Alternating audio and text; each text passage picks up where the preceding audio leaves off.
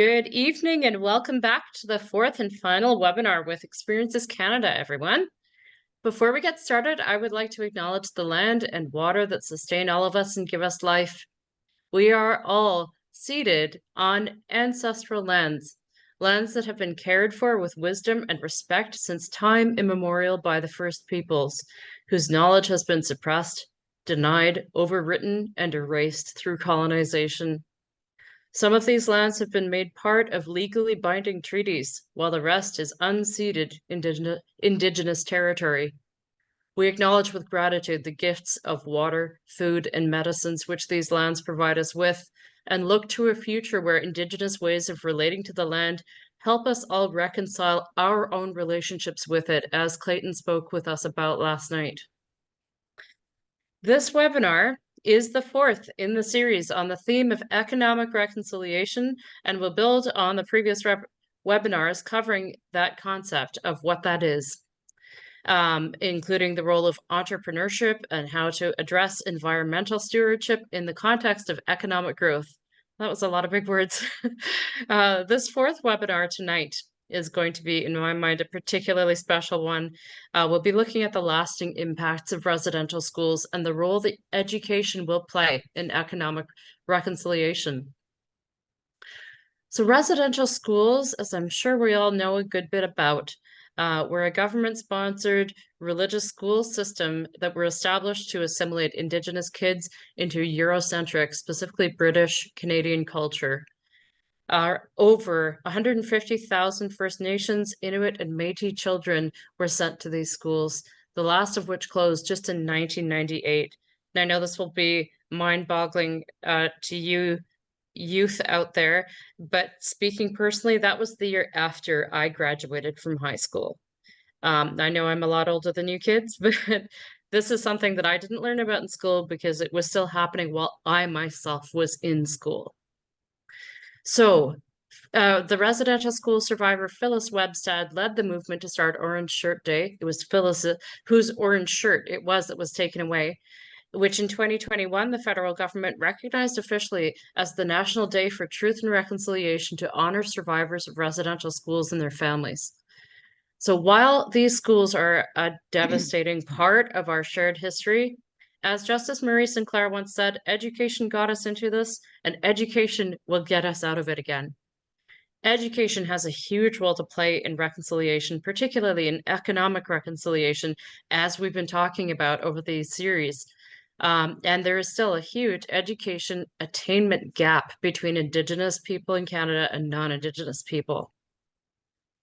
So our speaker tonight is someone we're incredibly privileged to have, Susan Bowden, who is a third-generation survivor of Marival and the Qu'Appelle or Lebret Indian residential schools, as well as a member of the NCTR's Survivory Circle, whose guidance helps the NCTR keep the voice of survivors at the heart of our work. Susan is a Cree Anishinaabe woman from the Cowessess First Nation in Saskatchewan. She has researched childhood trauma and how trauma experienced in residential schools has affected the lives of survivors, their children, grandchildren, and First Nations communities. She has worked in education for over 35 years. She has a Bachelor of Education, a postgraduate diploma in educational administration, and a master's in education. Her experience includes having been a primary teacher, superintendent, director, assistant professor, treaty education consultant, and curriculum writer. So I just realized that I forgot to introduce myself, but I think you'll probably remember me from yesterday, but in case you weren't here yesterday or last week, my name is Sandra Bender. I am the Community Engagement and Education Program Coordinator for the NCTR. So education is close to my heart too.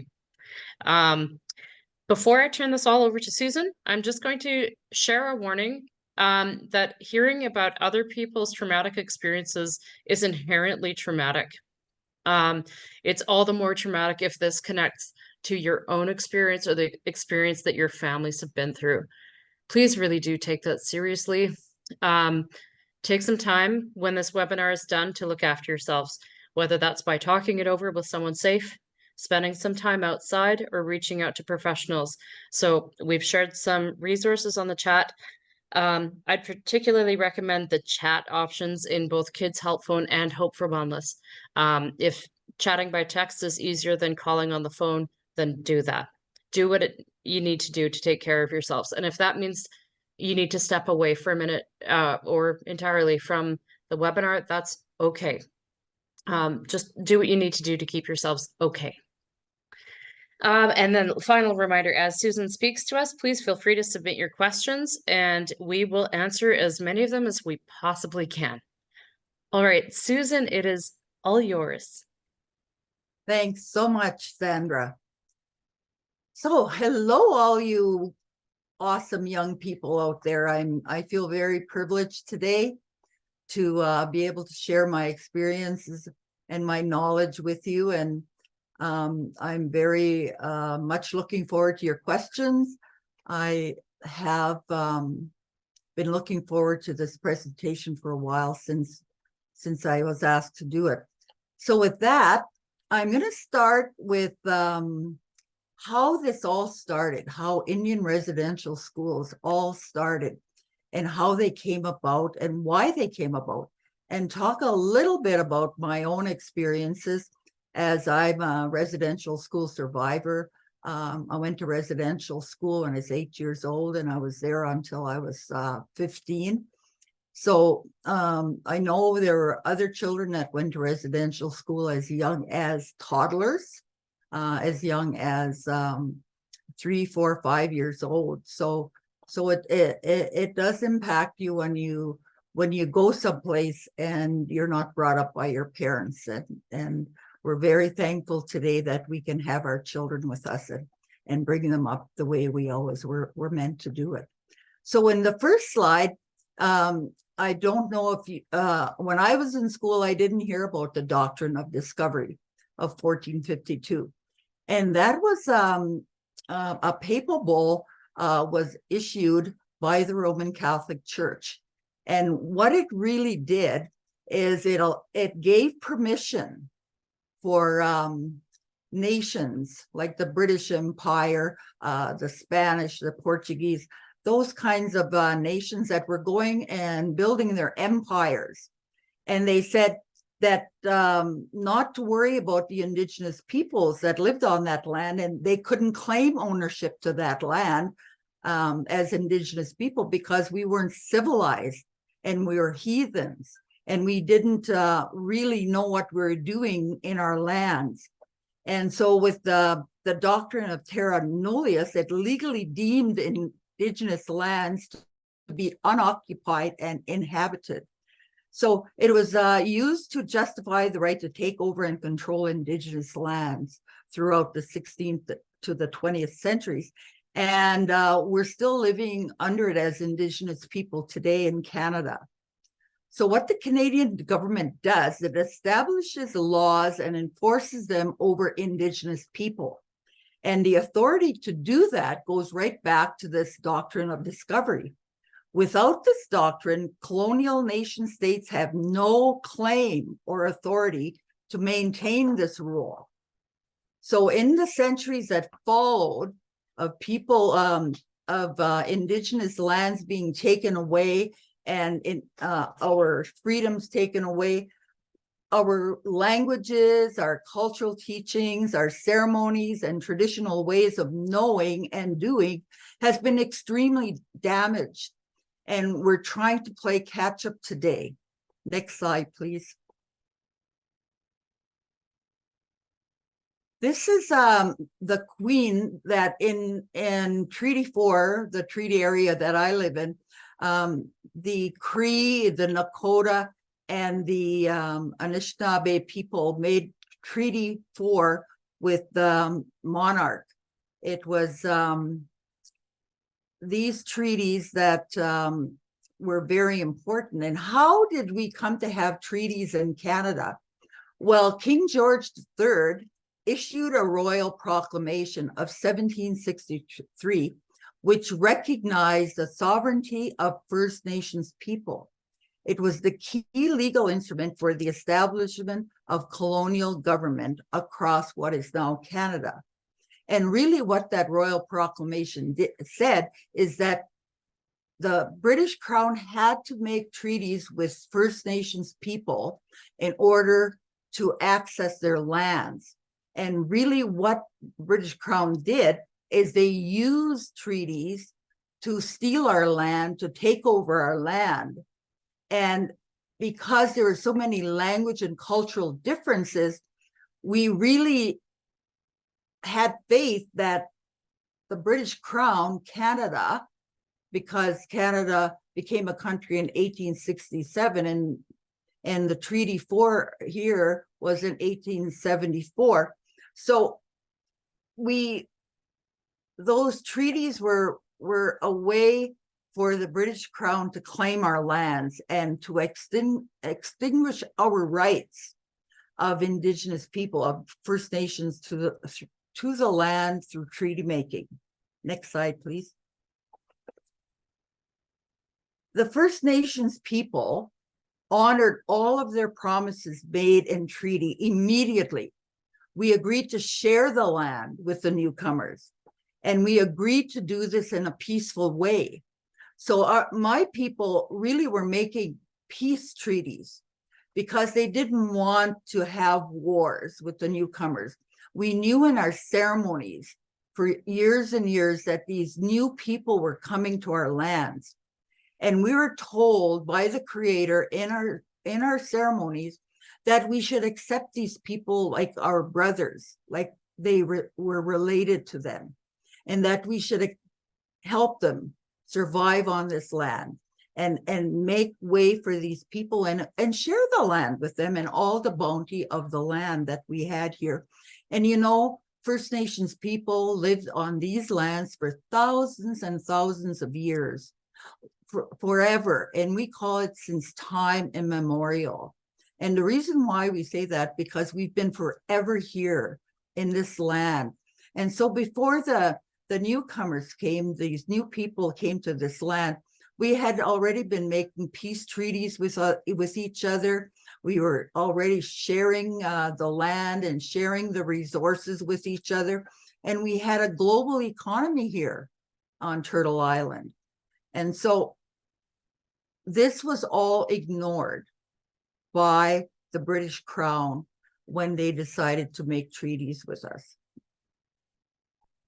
So instead of Canada honoring its treaty promises, Canada implemented what is still in place, and it's called the Indian Act of 1876. In our treaties, my ancestors negotiated for their children to learn English, to learn math, so that they would be able to work beside these newcomers and work with these new children that were also coming to this land. And they promised us in Treaty 4 a schoolhouse on each reserve.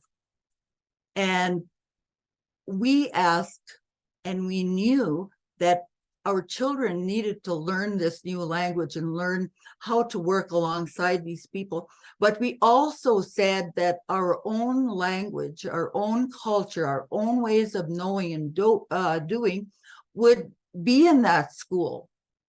But instead, what the Indian Act did is the government put a new section in the Indian Act called Indian residential schools. And so instead of helping us and keeping our own languages and cultures, they decided that English was the only language that we were going to use. And they decided that their culture and their ways of knowing and doing were more important than ours. They had no desire to learn about us. And so they just wanted to take over and control us. So we agreed to share the land to the depth of a plow. And what we said is that the resources underneath the land were to stay there, and we were to share those resources as well. And we call it the bounty of Mother Earth. And we had been using that bounty of Mother Earth to survive and to live good and productive lives for thousands of years. And we knew that these newcomers wouldn't know how to live on our lands, that we'd have to help them in the harsh winters. We'd have to help teach them about our medicines, about our food, about our way of living, so that they could survive here. And your ancestors, if your ancestors came at that time, they received lots and lots of help from our people, from my people. So the one thing that we wanted to do is, because the buffalo was gone, we needed to make a new way of living. And so we were promised that we would have agriculture, and in education we were promised that we would learn, and you probably heard the words, the cunning of the white man, because our ancestors saw this man sitting by Alexander Morris, who was representing the crown in negotiating Treaty 4. They asked, what is that man doing? What is he writing? And they said, well, he's writing what we're talking about here. And they said, well, we want our children to know how to do that too. And so that meant that this man sitting there was a university trained person. And so when we talk about education and going as high as we want to, being doctors and lawyers and teachers and going in to be plumbers and tradespeople, we were promised that we would be able to do those things. And the Indian Act was put in place, and every time the government wanted to control us and take something away from us, they added to the Indian Act. And so, did you know that Canada is the only country in the world that has an act for a race of people? It's racist and it's wrong, but Canada still has the Indian Act and still controls a lot of my people's lives. And it's hard to really understand that, because when we were here for thousands of years, we had all of the freedoms we could have, the freedom of movement, the freedom to speak, the freedom to protest, the freedom, all the freedoms that the newcomers lost in their own lands. And when they came to this land, they got all of those freedoms immediately as they stepped on our lands. Lots of times they came from countries that you couldn't worship the way you wanted to. When they stepped on the land here, they could be Catholic, they could be United Church, they could be Anglican, they could do any kind of worshiping that they wanted. When my people started understanding that the government wasn't living up to its promises, they started to assemble and get together and talk about what they were going to do about that. So what the Canadian government did is they put into the Indian Act that you could not protest, you could not assemble and speak against the government. And what happened when our people tried to do that? They were taken to jail, sometimes for 6 weeks, sometimes for 6 months. It just depended on the Indian agent who lived on our reserves and the RCMP. They worked hand in hand to control the people on what we now call reserves, tracts of lands. We can have a new slide, please. So when I talk about Sir John A. Macdonald, he was our first prime minister, and he is the one that that wanted to take the lands, to make Canada from coast to coast to coast. And he needed his government to do that.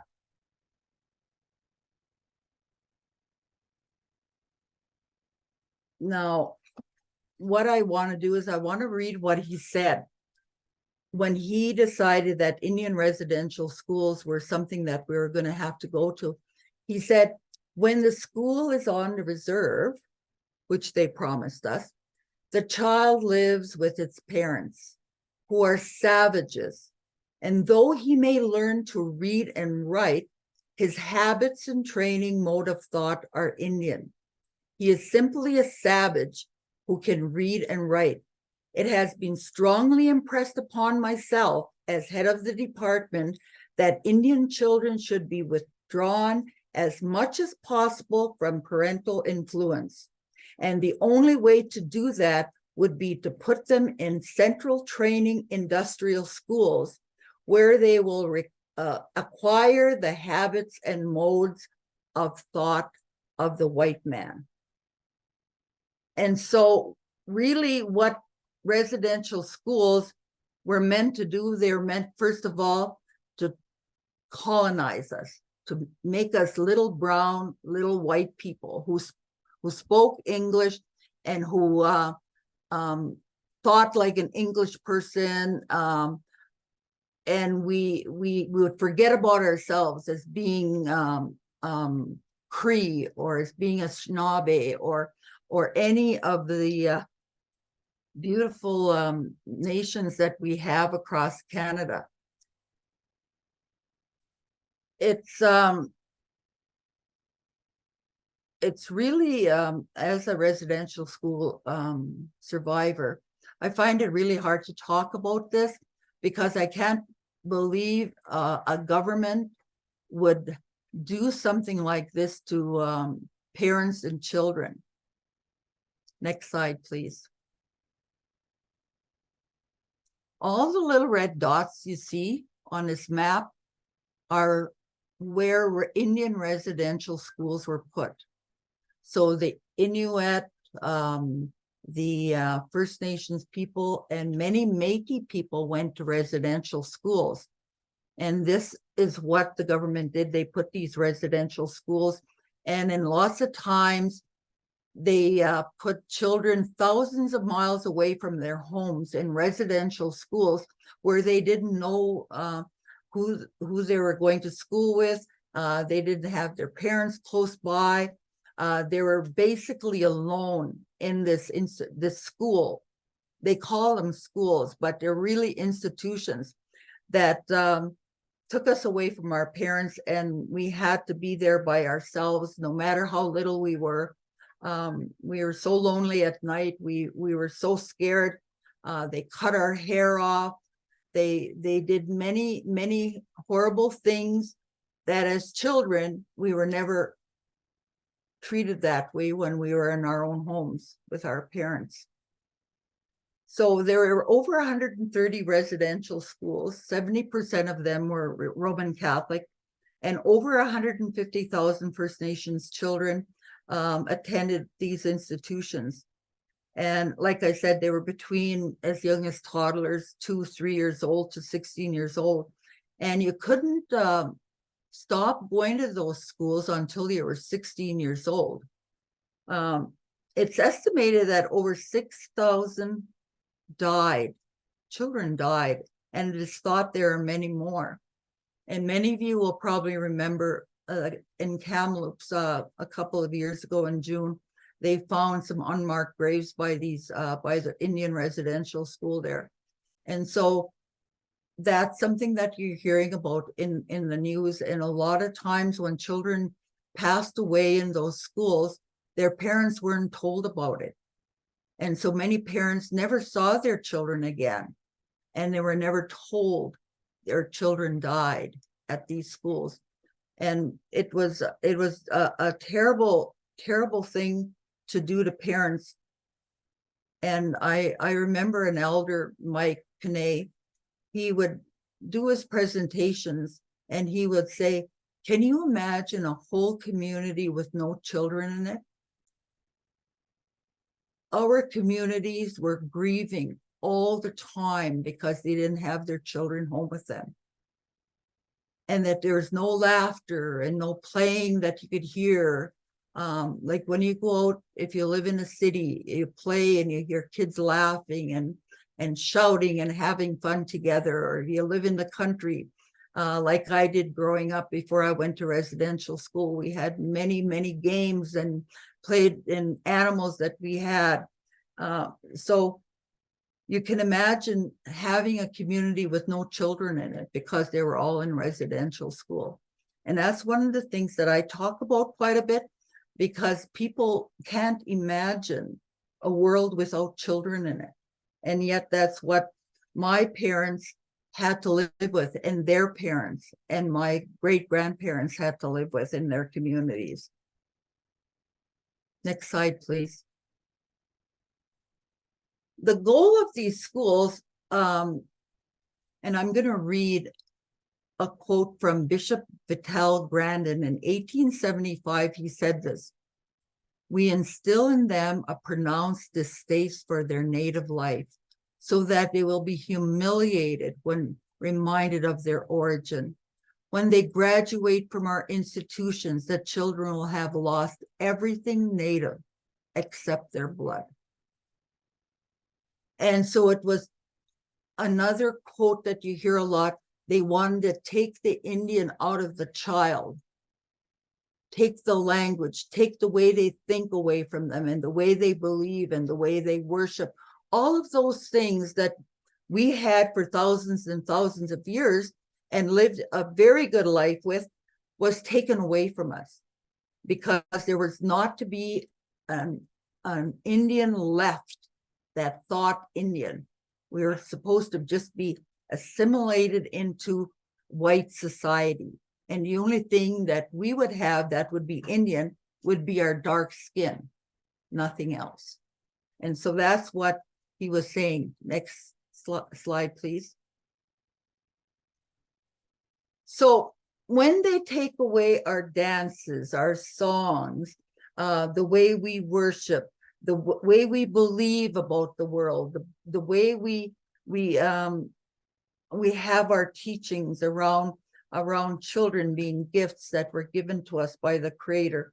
Many of our beliefs are in our language. So when they took that away from us, they really did a terrible thing. And because they took all of our cultural ceremonies, our cultural ways of doing, it was called cultural genocide. And what is cultural genocide? It is a way to control a people. You must first control what they think of themselves and how they regard their history and their culture. And when you conquer, when your conqueror makes you ashamed of your culture and history, he needs no prison walls and no chains to hold you. And that's exactly what they did to us, is they took away our pride in our being Cree people. They took away our pride in the way we believed and the teachings that we were held so dear for, that the Creator gave to us when he put us on this land. And when you don't think of yourself and you're ashamed of being First Nations, and you know you're not white, you know you're not another culture. And I'm talking about people that went to residential school with me, and even myself. There were so many of us when we got out of school, we were so ashamed of being First Nation that we said we were Italian or French or whatever, just to not admit that we had one little ounce of Indian in us. That's how ashamed of our culture and about our self-identity. They made us so ashamed of that we didn't want to be Indian, when we couldn't even say we're proud to be Indian, because we're so ashamed, because they made us think we're savage and we're the lowest people on this earth. And when you grow up like that in an institution, and you're forever told you're stupid, you're just a savage, you're not good for anything, then of course, when you're growing up and you leave that institution when you're 16 years old, you have no pride in your own identity as First Nations people. And this was what they wanted us to do, and they really succeeded in doing that. Next slide, please. I'm going to talk about some of the abuses we experienced in these schools. it's I'm not going to go, and I have many stories. I wish I could spend more time with you tonight, but all I can say is that when they wanted to experiment on new medical, maybe medical ways of doing things, new medicines, they would come to our schools and they'd use us as guinea pigs. They would give us these medicines, even though they didn't know they were bad for children. They were using us as what we use mice for today in labs, to experiment on us. There was a lot of physical abuse. There was a lot of spiritual abuse. They told us that our God, that we, in our pipe ceremonies, in our sweat lodges, in our big lodge ceremonies, they told us that was evil, and that if we did those things, we would go to hell, and that we would be awful people if we went back to our own spiritual beliefs that we held for thousands of years. Excuse me, I gotta have a drink. There was emotional abuse. There was mental abuse. There was sexual abuse. They starved us. The meals we had were not good for us. We weren't healthy little kids because we weren't given the food that we can give our children today to keep healthy, like good vegetables and good food. You know, a lot of times we're eating rotten food or lumpy old porridge that nobody would ever feed their children. And so we couldn't even find comfort in the food that we're eating. Healthcare, we never sought doctors. If somebody got sick, they wouldn't take us to the doctor in town, or they wouldn't bring a doctor. I don't remember in the years that I was in residential school ever seeing a doctor. We weren't taken to the doctor, and doctors didn't come to see us. The discipline was very harsh. If you spoke your language, you were punished. And they had many ways of punishing. And I'm not going to traumatize you by telling you what happened to us. All I can say is that they did things to little children that you cannot imagine, and you would never ever do to your own children, or your parents would never ever do to you. We had no one to speak up for us. We couldn't talk to our parents because our parents weren't allowed to come and see us. And when we went home for the few days a year that we went home, you know, our parents already knew what was going on, but they couldn't keep us out of residential school because the Indian agent, the priest, and the RCMP would all come to your house and take your children and take you to the school. And if you didn't want your children to go and you fought to have your children at home, your parents was put in jail. And it could be for any amount of time. It just depended if the Indian agent hated you or liked you.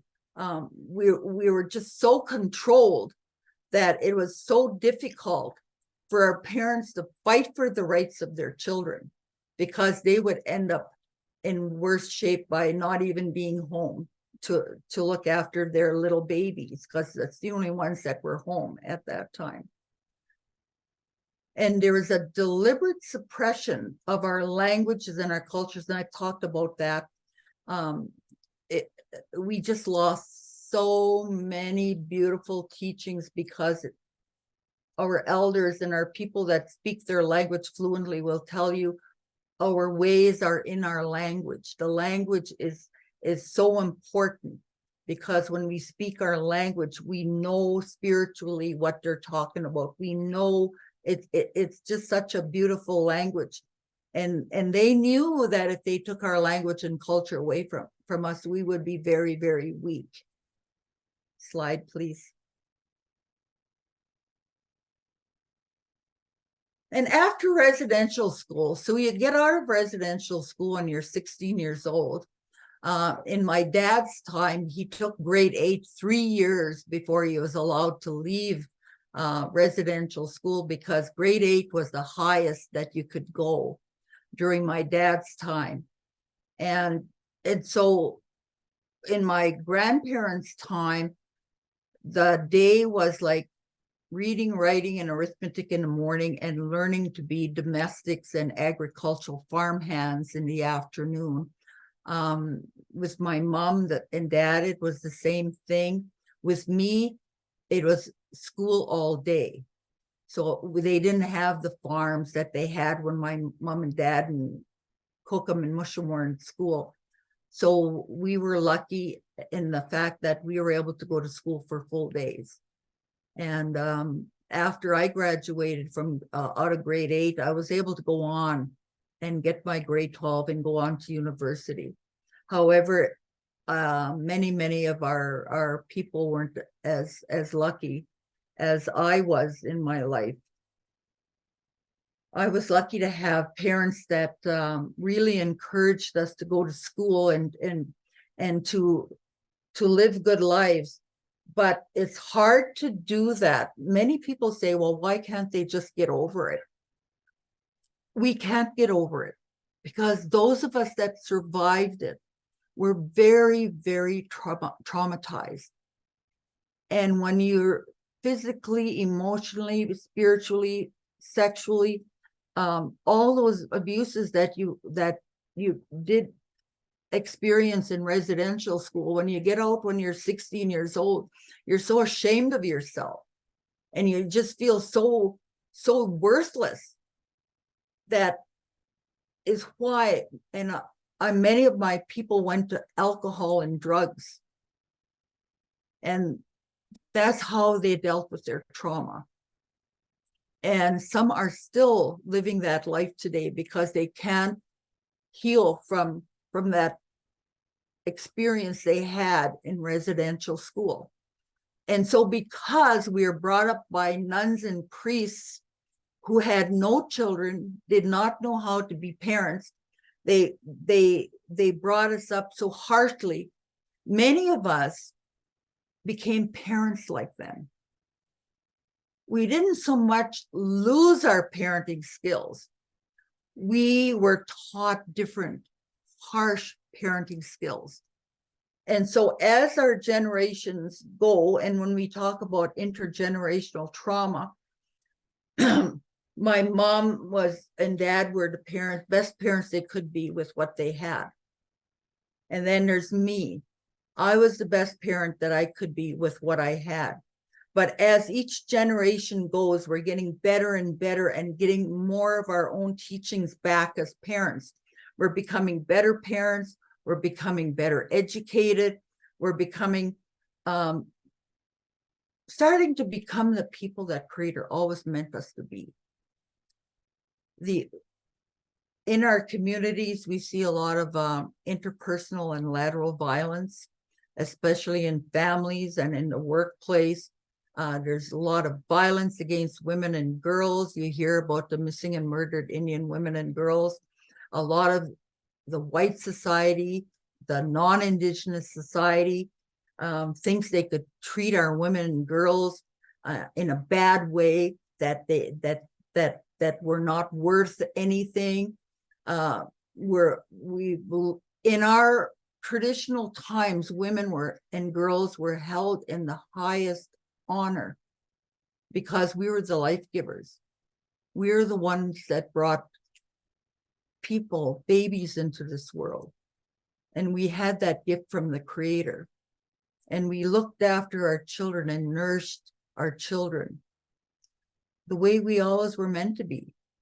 But when we went into residential school, we learned a different way of parenting, a bad way of parenting. And when you're colonized, and the British a long time ago always thought women were less than. They came to us and passed this on to our people, that women were not important, that they just belonged in the household, and that they could be treated anyway, and they had to stay and put up with the violence. And so that was a learned thing. And because of all the trauma and the hurt that you have in you, and you're not getting healthy, you become that person you never wanted to become, that person. And then society continues to treat our women like that. There's suicide. A lot of our young people are into drugs and alcohol. That's that intergenerational trauma. We have the low levels of educational attainment, which all leads to poverty. Poverty is one of the ways to keep people down. So anytime that we want and we're getting better, the government always puts something to bring us down, to oppress us, to keep us down. They don't want to see us educated and out there and doing things. There's always something that's always there to keep us controlled. Next. Our loss of land. Did you know we owned 100% of what is now called Canada at one point, before the white man came, before the non-Indigenous people came? Do you know how much we have now of our land? 0.2%, not even 2%, 0.2. And those of you that are math experts out there, I know a lot of you students must know percentage and stuff like that. From 100% of land, we have 0.2, and that's all across Canada. So without the land base, we can't do the economic things you see the non-Indigenous people doing, having big farms, having, finding resources and doing things with resources. As long as we don't get our land back, we'll always be poor, because we don't have the land base in our communities to get out of this poverty. So we have to rely on going to school.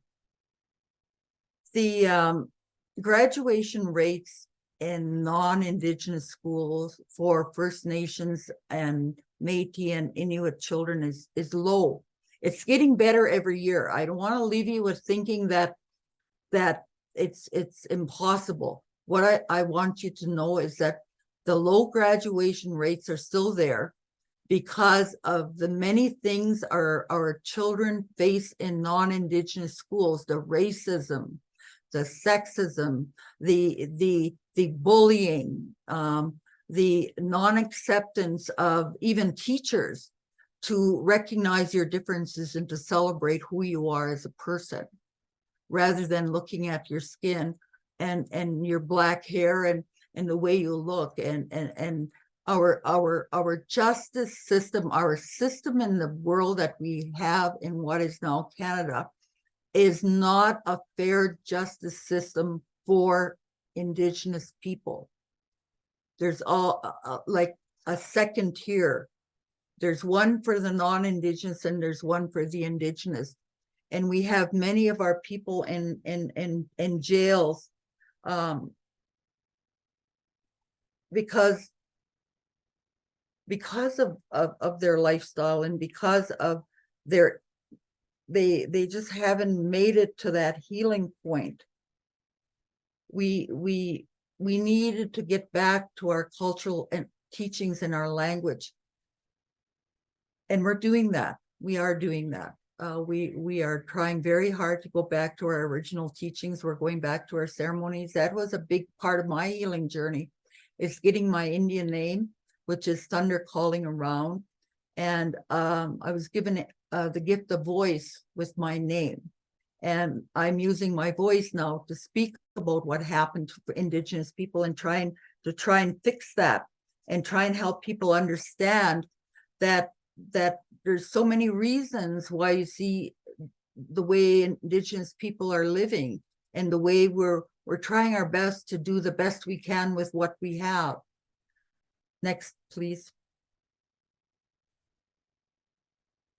So what we want to do then is heal. We want to heal because without healing, we can't go forward. So we're graduating, we're going to post-secondary. We have many young people now that are going to university and getting degrees. They're having going to trade school, they're becoming plumbers, electricians, they're opening up their own businesses. We have an Indigenous businesses all across the country that our young people are doing. And I'm just so proud of them because they had to overcome so many difficulties to reach that stage. And we're also learning how to stay away from things that are going to keep us down and are going to keep us poor. We're doing lots and lots of healing, you guys, and I'm so proud of my people, because with what happened to us in the past, it's a very hard thing to get where you're successful, you're not living in poverty, and your kids are getting an education, they're going back to their own teachings, they're proud of themselves as Indigenous people now. Next slide, please. So a lot of the Truth and Reconciliation is because a lot of non-Indigenous people don't want to hear or are in denial about what happened to Indigenous people.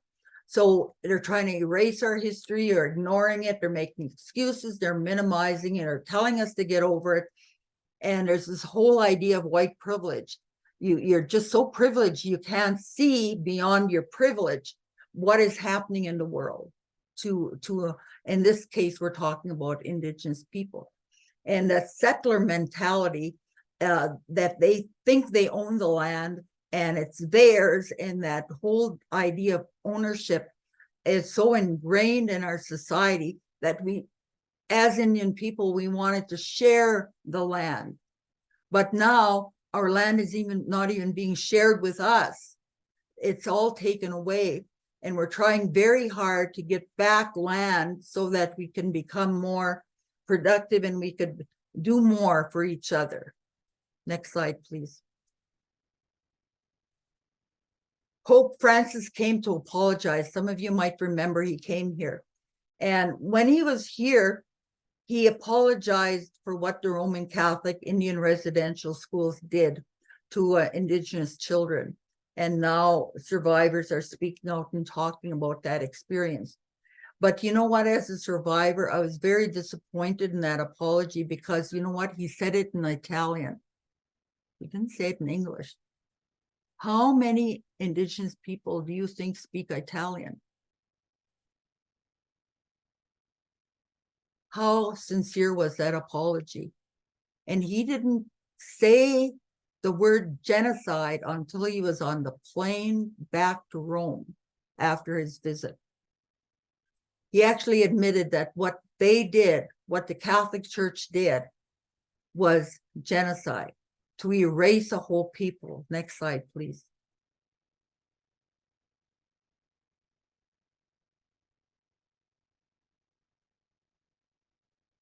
What is genocide? It's the deliberate killing or severe mistreatment of a large number of people from a particular national or ethnic group with the aim of destroying that nation or group.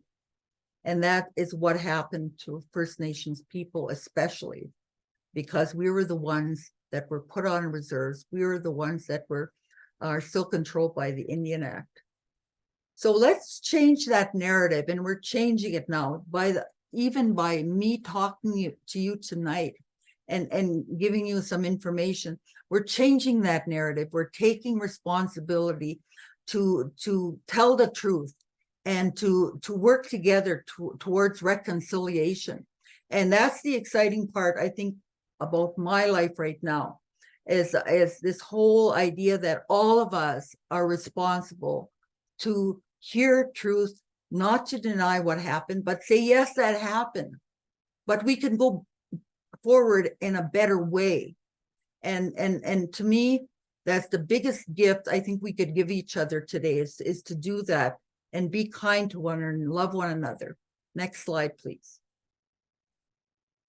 Cesar Chavez said this: you cannot uneducate the person who has learned to read. You cannot humiliate the person who feels pride. You cannot oppress the people who are not afraid anymore. And that's us Indigenous people. We're educated now. We can speak, we can tell our truth, we can be brave, we can tell the world what happened to us. We learned the white man's way of doing things, and we're using that way to get out of this whole mess that was created by the doctrine of discovery and is still happening with the governments that we have in Canada. We're getting better, and I know there's gonna come a time when all of us are where my ancestors believed that we would be relatives, that we would treat each other with kindness, and that we would help one another, and that we would love one another. And as young people, those of you that are listening, you're our future leaders. You're the ones that are going to make the difference. You are the ones that are going to be strong. Those Indigenous youth that are listening, be proud of your Indianness. Be proud of your language. Be proud of yourself. Be strong. Be those people our ancestors envisioned at the time of treaty. And those of you that are non-Indigenous, do the same thing. Be proud of yourself. Go forward, make better in the world. That's all us survivors want, is that we want to get along. We want to love one another. And that's the main message I would like to leave you with tonight, is I'm so thankful that you're here listening to me. And I probably talked a little too long. We have questions to answer from you, but I just love young people. I admire you, and I know you have the power to change the world, and you will. Thank you so much for listening. Susan. This is literally my whole job, is telling these stories, and like tomorrow I'm scheduled to give my 83rd presentation within 9 months. And yet you still had me in tears at one point. And I'm grateful that I can still, be living in these stories, and that I haven't become hardened to them. So thank you. I will just remind everyone, please, if you need support, there is support. I know I harped on it at the beginning, but I'm not going to stop, because you need to take that seriously. So please do find a way to do some self-care when you're done this. Just before we get to the questions, I just wanted to comment on a couple of things you said. That tie that you mentioned between that shame that Indigenous people were made to feel because of the Indian Act, making Indigenous culture and spiritual practice and the speaking of language illegal.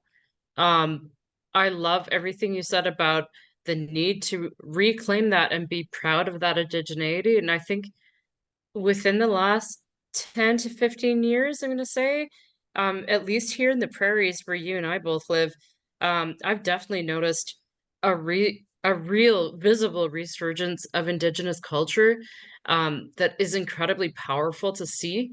Here in Winnipeg at one of our technical colleges, Red River Polytechnic, the classes for Cree and Anishinaabe and Michif are full every semester.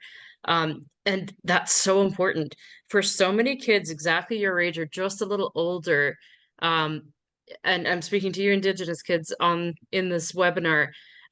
For many families out there, it's your generation who are the first ones to be learning your ancestral languages and relearning things that were taken from, parent, grandparent, great-grandparent generations. And you're the generation that's reclaiming those and restoring those traditions and that wisdom and those long, almost lost pieces of knowledge. So keep doing that. We are going to extend by about 10 minutes just so that we have some time for questions. So hang tight, everybody. All right. So we've had a number of comments that I want to share first.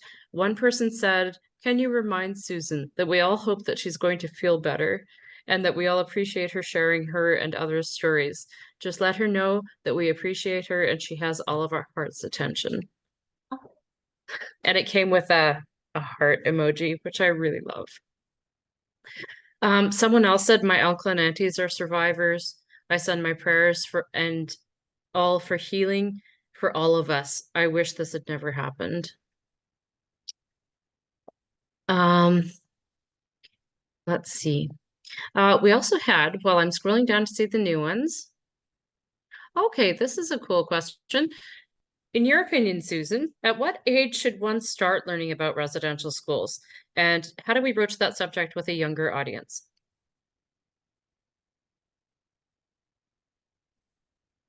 I think you could start talking about residential schools like at the grade 4 level and up. But what I used to teach in grade 3 is just the daily life of a student in the classroom and the daily life of someone in residential school, and just talk about those differences, the kind of food you ate, you know, the kind of games you played, those kinds of things, you know, and kids will learn about that. And also talking about the different cultural teachings. Do that. You could do that in any, you know, kindergarten all the way up to grade 12. You don't have to even talk about residential schools. You can just talk about the importance of respecting everybody's cultures and languages, and learning that everybody has difference, yes, but we have more commonalities than we have differences. And if we go in with the mindset that we're all equal, we're all here, and we're all meant to be here, and we all have a purpose here, I think, you know, you could talk about residential schools in a good way. And because there are some things that happened in residential school that helped me become the person I am. You know, a lot of the negative experiences can be talked about at higher grades in more detail. But I think just talking about the different kinds of schools there were at a younger age, you don't even have to go into what happened with those schools, just to get people thinking about the different kinds of schools and things like that. So you really have to be careful you don't traumatize children.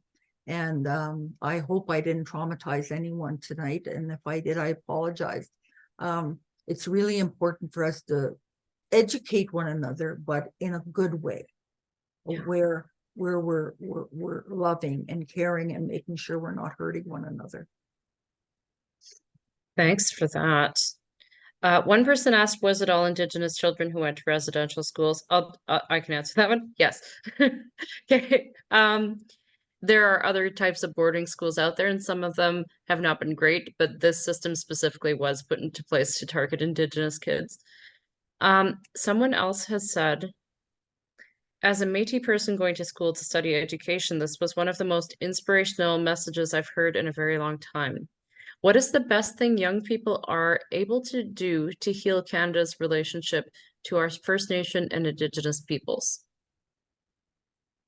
Just by treating Indigenous students with love and with acceptance and inclusion. One of the biggest things I found in the research is that a lot of our kids drop out of school in either middle years or high school for sure. And that's because of the bullying and the racism they're facing. So as young people, learn about each other's culture, learn about each other and respect those cultures. There's nobody higher than the other. We're all equal. We all deserve a good life. And if you treat people right, and you accept people and you include them instead of exclude them or make them feel they don't belong somewhere, you know, we're going to have more people getting along and helping one another. And more of our Indigenous students graduating. I just tell the Indigenous students, just keep on, try not to dwell on the negative parts. There's, always, not all non-Indigenous kids are racist. In fact, there's very few of them, but it's those very few that make the most damage. So for the majority of kids going to school, you're all good with your hearts. You have good hearts. Just pass it on every day. And that's all I could say is just be good to one another. That's, if humanity could get on board with be good to one another, we'd be in a very different place on our planet, right? Just to clarify, one person said wanted to clarify that Métis kids were taken too. Just to be very clear, I'm not going to read out the whole comment, but Métis people are fully Indigenous people. Indigenous includes Métis, First Nations, and Inuit. Even though the Indian Act did not officially apply to Inuit people, those kids were taken too. There's a comment. Someone said, "My heart hurts to think that some babies never came home." Yeah, mine too. Yeah. Someone else has said, "Sending prayers to Susan. I really hope you're doing better. My great-grandpa was a residential school survivor, so I understand how it can impact one's life." Now we've had another question. My question is, do you believe that the trauma residential schools caused affected our culture in this generation? What is your opinion on it? I think you have spoken to that a bit, but go ahead. Well, the trauma lives in generations. Yeah. And until we help each other heal and find good ways of healing, we'll always have that trauma. And like Senator Murray said, it took us 7 generations to get to this place. It's going to take us 7 generations to go back to what we had in our traditional times, where we're proud of ourselves. We know our own teachings. We can choose to be who we are. And it doesn't matter if you're totally First Nation and you know your language and your culture and you're going to ceremonies up. That's not the point. The point is to live the values and the spiritual part. You need to work on your spiritual part, because if you're spiritually alive and aware, you'll always be a good person. And whether you say God and go to mass, or you think about the Creator and go into a sweat lodge ceremony, it doesn't matter how we worship. We all worship the same Creator. But until we get that spiritual part happening in us, we'll feel disconnected from each other. It's walking a spiritual path, and spirituality just means living those values, living the belief that God is there. God is there to help us every minute. And we've got helpers from the other side with us. We've got so many important spiritual help that if we fall on that spiritual help and we depend on our spirituality, and we know our ancestors are with us, whether you're non-Indigenous or Indigenous, our ancestors are with us all the time. And all you have to do is ask for help and believe in a higher power. I think that when we have our spirituality, that's when we're very strong and when we become very good people. Yeah, that's it. I mean, that's a question without an easy answer, right? It's not a short answer question. But none of the questions that come up around this, when we look at a whole genocide that's made our country possible, there aren't easy answers to say, well, here's the fix. Someone has asked, how can one help the process of intergenerational trauma? Just do your part, do your own healing, learn about what happened, accept what happened, go on to be a better person. And I'm saying it really easy. There's a whole process that's going to happen to you while you're doing it. But don't be afraid. Just keep on healing. Just keep on going forward. Just keep on believing in yourself. Just keep on knowing that Creator put you here for a purpose, and that you have to live that purpose. That's why you're here. I just believe that we all have that drive in us to be who we're meant to be. That's probably the best short answer we can put that to, right? There's one last comment, and maybe this is a good way to finish off unless other burning questions are arising. I know from the presentations I give myself, it can feel really overwhelming to hear all of this and then just come up with, really smart questions. So don't feel pressured to, oh wow, okay, that said a really smart question just came in. So okay, I'm gonna put this last question to you and then end off with one comment. So the question is, how do you propose policymakers to aid residential school survivors and their families with PTSD and consequently alcoholism, especially in the criminal system? Good question.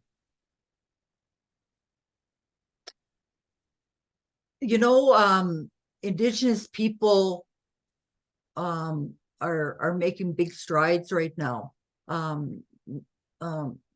finding ways to heal. What works for them, we're all different. What works for me might not work for you. Keep on searching. The policymakers, if you don't have Indigenous people involved in making those policies, they'll never work.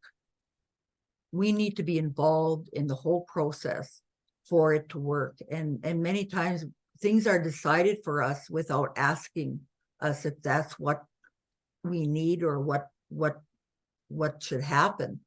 So I have I'm a policymaker myself, and I think the policy question is a great one, but the hardest one, because policies become law, and if we don't do it in the proper way and involve everybody in the policy, it's never going to work.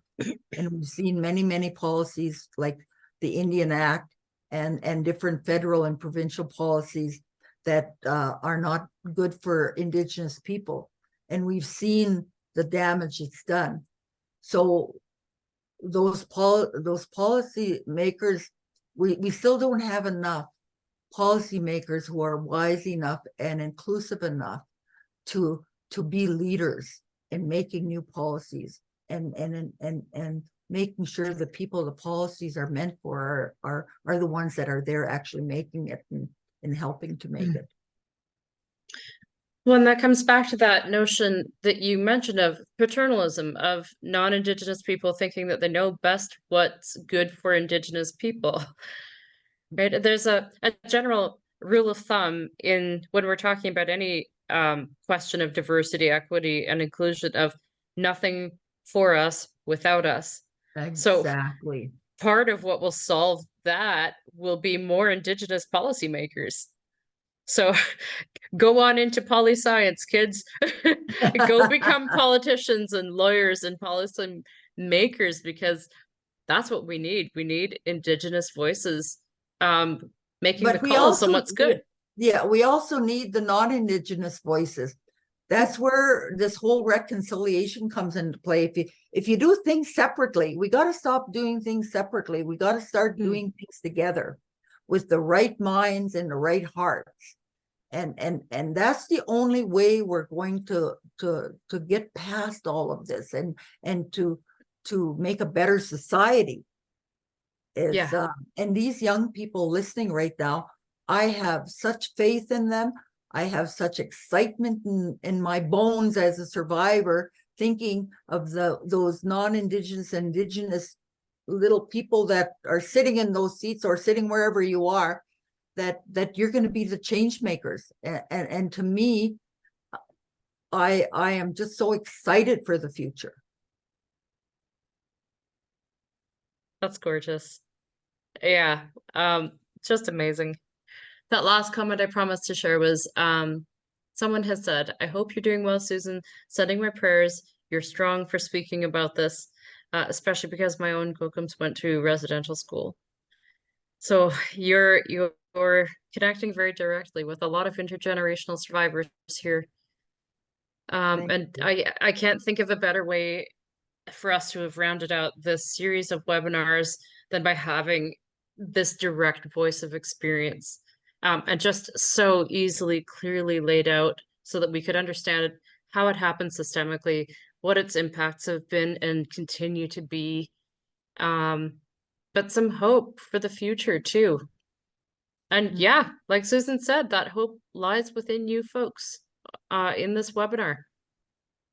I just want to thank Experiences Canada for giving me this opportunity. I want to thank you, Sandra, for being by my side and being the person you are that helped me through this as well. And I thank all of you there that have been sending me good energy and prayers. I needed them and I feel them, and I am just so thankful. Thank you, thank you, thank you.